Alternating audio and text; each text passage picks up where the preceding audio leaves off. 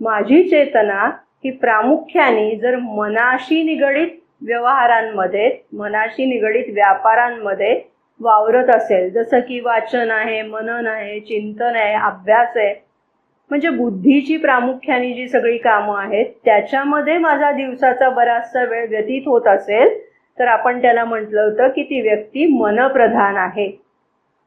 असं जेव्हा आपण म्हटलं होतं तेव्हा त्याचाच अर्थ असा की त्याची चेतना, त्या व्यक्तीची चेतना ही मनाशी निगडित झालेली आहे.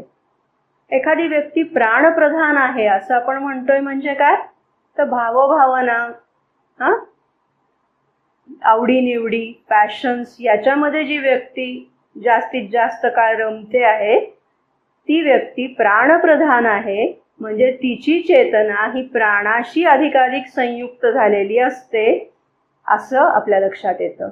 किंवा जी व्यक्ती शरीराशी संबंधित सगळ्या गोष्टींमध्ये गुंतलेली असते, मग आहार, निद्रा, भय, मैथून, किंबहुना काही जण व्यायाम, एक्सरसाइज, स्पोर्ट्स याच्यामध्ये रममाण झालेले असतात, ते सुद्धा शरीरप्रधान व्यक्ती असतात. म्हणजे त्यांच्या चेतनेची जास्तीत जास्त एकात्मता शरीराशी झालेली असते.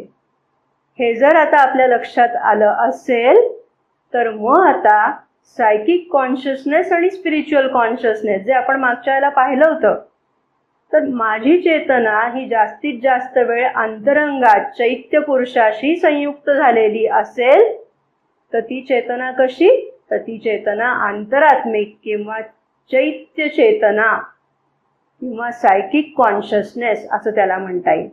आणि तेच जर माझी चेतना वरच्या दिशेने आत्मवस्तूशी किंवा आत्मतत्वाशी संयुक्त झालेली असेल तर त्याला म्हणायचं स्पिरिच्युअल कॉन्शियसनेस, आत्मिक चेतना, आध्यात्मिक चेतना.